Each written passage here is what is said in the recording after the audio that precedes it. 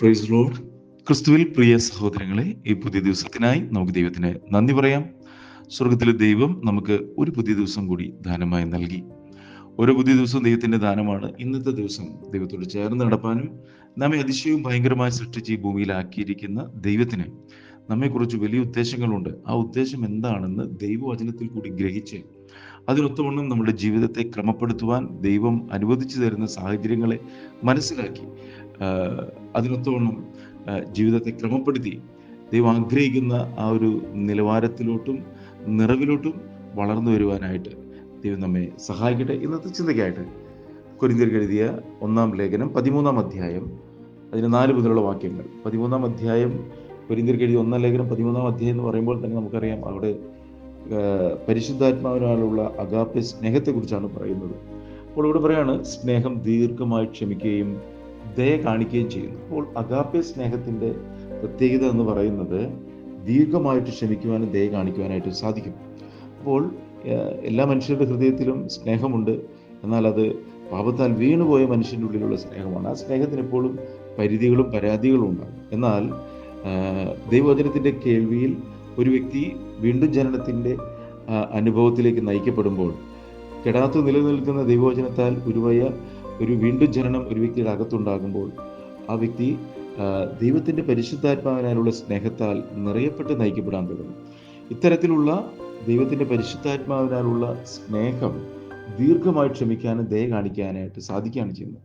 കാരണം ദയ കാണിക്കാത്തതിൻ്റെ കാരണം എന്തുവാ? ഹൃദയം കഠിനപ്പെട്ടിരിക്കുന്നതാണ്. അതുകൊണ്ട് കർത്താവ് പറഞ്ഞു, ഞാൻ നിന്റെ കല്ലുപോലുള്ള ഹൃദയത്തെ മാറ്റും, മാംസളമായ ഒരു ഹൃദയം ഞാൻ നിനക്ക് നൽകും, എൻ്റെ കൽപ്പനകൾ നിൻ്റെ ഉള്ളിലാക്കും, എൻ്റെ ചട്ടങ്ങളിൽ നിന്നെ നടക്കുമാറാക്കും. അപ്പോൾ കല്ലുപോലുള്ള ഹൃദയത്തെ ദൈവം മാറ്റിയിട്ട് ദൈവത്തിൻ്റെ പരിശുദ്ധാത്മാവിലുള്ള സ്നേഹത്താൽ ഒരു വ്യക്തി നിറയപ്പെട്ട് നയിക്കപ്പെടാൻ തുടങ്ങുമ്പോഴാണ് ദീർഘമായിട്ട് ക്ഷമിക്കുവാനായിട്ട് ഒരു വ്യക്തിക്ക് സാധിക്കുന്നത്. പല വ്യക്തികളോടും ക്ഷമിക്കാൻ പറ്റത്തില്ല, കാരണം അവർ അത്രമാത്രം ദ്രോഹങ്ങൾ ചെയ്തിട്ടുണ്ടായിരിക്കാം. എന്നാൽ ദൈവത്തിൻ്റെ സ്നേഹം ഒരു വ്യക്തിയുടെ ആത്മാവിൽ നിറയുമ്പോൾ ക്ഷമിക്കാനും ദീർഘമായിട്ട് ക്ഷമിക്കുന്ന ഒരു അനുഭവത്തിലേക്ക് ദൈവത്തിൻ്റെ ആത്മാവ് വ്യക്തി നടത്തുകയാണ് ചെയ്യുന്നത്.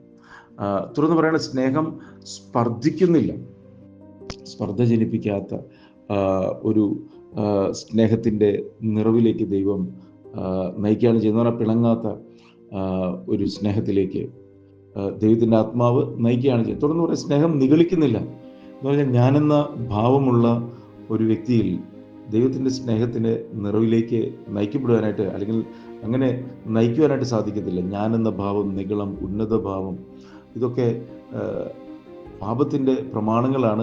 അഥവാ പിശാചിനാൽ നയിക്കപ്പെടുന്ന വ്യക്തിയിലാണ് നിഗളമുണ്ടാകുന്നത്. എന്നാൽ ഒരു ദൈവ പൈതലിനെ സംബന്ധിച്ചിടത്തോളം, ദൈവത്തിൻ്റെ ആത്മാവിനെ നയിക്കപ്പെടുന്ന ഒരു വ്യക്തിയെ സംബന്ധിച്ചിടത്തോളം, മറ്റുള്ളവർ ശ്രേഷ്ഠത നേടുന്ന ഒരു വ്യക്തിത്വത്തിൻ്റെ ഉടമയായിട്ട് ദൈവം ആ വ്യക്തിയെ മാറ്റുകയാണ് ചെയ്യുന്നത്. അതുകൊണ്ടാണല്ലോ യേശു കർത്താവ് ഭൂമിയിലേക്ക് വന്നപ്പോൾ അവൻ ദൈവരൂപത്തിലിരിക്കുക ദൈവത്തോടുള്ള സമത്വം മുറുകെ പിടിക്കണമെന്ന് വിചാരിക്കാതെ ദാസരൂപമെടുത്ത് തന്നെത്താൻ താഴ്ത്തി വേഷത്തിൽ മനുഷ്യനായി മരണത്തോളം, ക്രൂശിലെ മരണത്തോളം തന്നെത്താൻ ഏൽപ്പിച്ചു തന്നു എന്ന് ദൈവത്തിൽ പറയുന്നു. അപ്പോൾ ദൈവത്തിൻ്റെ പരിശുദ്ധാത്മാവിൽ നയിക്കപ്പെട്ട് ദൈവസ്നേഹത്തിൻ്റെ നിറവുള്ള ഒരു വ്യക്തി നിഗളത്തിലല്ല നയിക്കപ്പെടുക, അവൻ സ്നേഹത്തിൻ്റെ നിറവിലേക്കാണ്. നികളൊക്കെ മാറിയിട്ട് മറ്റുള്ളവരുടെ ശ്രേഷ്ഠത നെണ്ണുന്ന ഹൃദയത്തിനുടമയായിട്ട് മാറും. ചീർക്കുന്നില്ല എന്ന് പറഞ്ഞാൽ, നിഗളം ഒരു വ്യക്തിയെ ഞാനെന്ന ഭാവത്തിലോട്ട് നയിക്കും. ഞാനെന്ന ഭാവമല്ല, താഴ്മയുള്ള വ്യക്തിത്വത്തിന് ഉടമയായിട്ട് ദൈവം മാറ്റുകയാണ് ചെയ്യുന്നത്. അയോഗ്യമായി നടക്കുന്നില്ല, ദൈവത്തിന് യോഗ്യമാകുന്ന ഒരു നടപ്പിലേക്കാണ് ദൈവം തൻ്റെ മക്കളെ വിളിക്കുന്നത്. അതെല്ലാ മേഖലയിലും ഉണ്ടാവും. വാക്കുകൾ, പ്രവർത്തികൾ, ഇടപെടലുകൾ, ബന്ധങ്ങൾ, കൊടുക്കൽ വാങ്ങലുകൾ, വസ്ത്രധാരണം, എല്ലാ മേഖലയിലും ഈ പറയുന്ന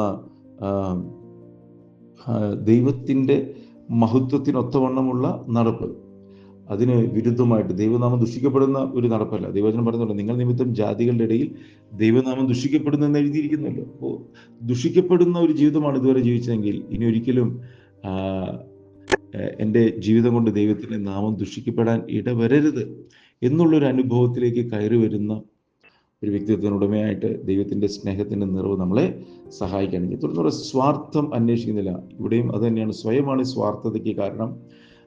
എൻ്റെ ഇഷ്ടങ്ങൾ, എൻ്റെ ആഗ്രഹം, ഞാൻ എല്ലായ്പ്പോഴും എന്നിൽ മാത്രം ഒതുങ്ങിക്കൂടുന്ന ഒരു ഹൃദയത്തിൽ നിന്നും മാറി മറ്റുള്ളവരെ കുറവുകളോടെ സ്നേഹിക്കാനായിട്ട് സാധിക്കും. പ്രത്യേകിച്ച് അത് കുടുംബജീവിതത്തിലും ഭാര്യ-ഭർത്തൃ ബന്ധത്തിലൊക്കെ സ്വാർത്ഥത പലപ്പോഴും പങ്കാളിയുടെ കുറവുകളെ മനസ്സിലാക്കിക്കൊണ്ട് സ്നേഹിക്കുവാൻ പറ്റാത്തൊരവസ്ഥ ഉണ്ടാക്കും. എന്നാൽ ദൈവത്തിൻ്റെ പരിശുദ്ധാത്മാവിനാലുള്ള സ്നേഹം കുറവുകളോടെ സ്നേഹിക്കുന്ന ഒരു അനുഭവത്തിലേക്ക് നയിക്കപ്പെടുമ്പോൾ അത് ആ കുടുംബം ഒരു സ്വർഗീയ ഭവനമായിട്ട് തീരാനായിട്ട് ഇടവരുത്തും. അപ്പോൾ സ്വാർത്ഥത ഇല്ലാത്ത, തുടർന്ന് ദേഷ്യപ്പെടുന്നില്ല എന്ന് പറഞ്ഞാൽ ദേഷ്യപ്പെടുന്നില്ല എന്ന് പറഞ്ഞതിന് അർത്ഥം എല്ലായ്പ്പോഴും ദേഷ്യപ്പെടുന്ന ചില വ്യക്തികൾ നമുക്ക് കാണാം. എന്തു പറഞ്ഞാലും ദേഷ്യം. എന്നാൽ ദൈവത്തിൻ്റെ സ്നേഹത്തിൻ്റെ നിറവ് ആ എല്ലായ്പ്പോഴും ദേഷ്യപ്പെടുന്ന കോപത്തിൻ്റെ ആത്മാവിൽ നിന്നൊക്കെ ആ വ്യക്തിയെ വിടുവിച്ചിട്ട് ദൈവത്തിൻ്റെ ആത്മാവിനാൽ ദൈവം നീതിക്കത്തോളം കാര്യങ്ങളെ കാണുന്ന വ്യക്തിയായിട്ട് മാറ്റും. അതാണ് ഈ പറയുന്നത്. പിന്നെ തുറന്നു പറയാണ്, ദോഷം കണക്കിടുന്നില്ല. എല്ലാവരുടെ കയ്യിലൊരു കണക്ക് പുസ്തകമുണ്ട്. വർഷങ്ങൾക്ക് മുമ്പ് ഓരോ വ്യക്തികൾ നമ്മളോട് ചെയ്തതും ഒക്കെ എഴുതി വെച്ചിരിക്കുന്ന ഒരു കണക്ക് പുസ്തകം. പലപ്പോഴും അത് എടുത്തു നോക്കും, പിന്നെ അത് മടക്കി വയ്ക്കും. എന്നാൽ ദൈവത്തിൻ്റെ സ്നേഹം ആ കണക്ക് പുസ്തകത്തെ പൂർണ്ണമായിട്ട് നീക്കിക്കളയുന്ന ഒരു അനുഭവത്തിലേക്ക് നമ്മളെ നയിക്കും. ദൈവജനം പറയുന്നത് നമ്മുടെ പാപങ്ങളെ ക്രൂശിൽ തറച്ചു നടുവിൽ നിന്നും നീക്കിക്കളഞ്ഞു, അതിനെ മായ്ച്ചു കളഞ്ഞു എന്ന് പറയുന്നു. അങ്ങനെയെങ്കിൽ നമ്മളും മറ്റുള്ളവരെ കുറിച്ച് എഴുതിയിരിക്കുന്ന കണക്കുകൾ ഒത്തിരിയുണ്ട്, അതിനെല്ലാം മായ്ച്ചു കളയണം. അത് നമ്മളെ ദൈവത്തിൻ്റെ ആത്മാവിൻ്റെ നിറവിൽ നയിക്കപ്പെടുന്ന വ്യക്തിത്വങ്ങളായിട്ട് മാറ്റും എന്ന് മറന്നു പോകരുത്. മാത്രമല്ല, ഈ കണക്ക് പലപ്പോഴും നമ്മൾക്ക് പലവിധമായിട്ടുള്ള ക്ഷീണങ്ങൾക്കും തളർച്ചകൾക്കും ഒക്കെ കാരണമായി തീരും. അത് ആ വ്യക്തിയെ ക്ഷീണിപ്പിക്കും. ദൈവത്തിൻ്റെ ആത്മാവിനെ നയിക്കപ്പെടുന്ന ഒരു അനുഭവത്തിൽ മുന്നോട്ട് പോകാനായിട്ട് സാധിക്കത്തില്ല. തുടർന്ന് അനീതിയിൽ സന്തോഷിക്കാതെ സത്യത്തിൽ സന്തോഷിക്കുന്നു. അനീതിയിലല്ല സന്തോഷിക്കേണ്ടത്, സത്യത്തിൽ സന്തോഷിക്കുന്നു. കാരണം സത്യത്തിൻ്റെ ആത്മാവിനാലാണ് വീണ്ടും ജനിച്ചത്, സത്യത്തിൻ്റെ ആത്മാവിനാലാണ് നയിക്കപ്പെടുന്നത്, സത്യത്തിൻ്റെ വചനത്താലാണ് വിശുദ്ധീകരിക്കപ്പെടുന്നതെങ്കിൽ അനീതിയിലല്ല വ്യക്തി നയിക്കപ്പെടേണ്ടത്, സത്യത്തിലാണ്, സത്യവചനത്തിലാണ്. തുറന്നു പറയാം, എല്ലാം പൊറുക്കുന്നു, എല്ലാം വിശ്വസിക്കുന്നു, എല്ലാം പ്രത്യാശിക്കുന്നു. എല്ലാം പൊറുക്കുന്നു, അതൊരു ദൈവത്തിൻ്റെ ആത്മാവിനെ നയിക്കപ്പെടുന്ന ഒരു വ്യക്തിയുടെ ഹൃദയം അങ്ങനെ ആയിത്തീരാണ്. എല്ലാവരോടും ക്ഷമിക്കുന്നൊരു മനസ്സ്, എല്ലാം വിശ്വസിക്കുന്നു എന്ന് പറഞ്ഞാൽ ദൈവത്തിന് മാറ്റമില്ലാത്ത വചനത്തിൽ പൂർണ്ണമായി വിശ്വസിച്ചും കൊണ്ട് നയിക്കപ്പെടുകയാണ് ചെയ്യുന്നത്. തൻ്റെ മനസ്സ് പറയുന്നതല്ല കേൾക്കുന്നത്, വചനം വിശ്വസിക്കുന്നു. കാരണം വചനം സ്വർഗത്തിൽ സ്ഥിരമായിരിക്കുന്നതാണ്, അത് മാറിപ്പോകത്തില്ല. തുറന്നു പറയാം, എല്ലാം പ്രത്യാശിക്കുന്നു എന്ന് പറഞ്ഞാൽ എൻ്റെ ജീവിതത്തിൽ സംഭവിക്കുന്നതൊക്കെ ദൈവ തേജസ്സിൻ്റെ പൂർണ്ണതയിലേക്കാണ് എന്നെ നയിക്കുന്നത്. തുറന്നു പറയാം, സ്നേഹം ഉതിർന്നു പോകത്തില്ല. അപ്പോൾ ഉതിർന്നു പോകാത്തൊരു സ്നേഹത്തിൻ്റെ വക്താക്കളായി ദൈവം നമ്മളെ മാറ്റുകയാണ്. അത് നിത്യതയോളം നയിക്കപ്പെടുന്നതും നിലനിൽക്കുന്നതുമാണ്. പ്രാർത്ഥിക്കുക. സ്വർഗ്ഗസ്ഥപിതാവേ, അളവറ്റ കൃപയും കരുണയും ഞങ്ങളുടെ മേൽ പകരുന്ന ദൈവമേ, പരിശുദ്ധാത്മാവിനാലുള്ള സ്നേഹത്താൽ ശബ്ദം കേൾക്കുന്ന ഞങ്ങളെല്ലാവരെയും നിറയ്ക്കണമെന്ന് പ്രാർത്ഥിക്കുന്നു.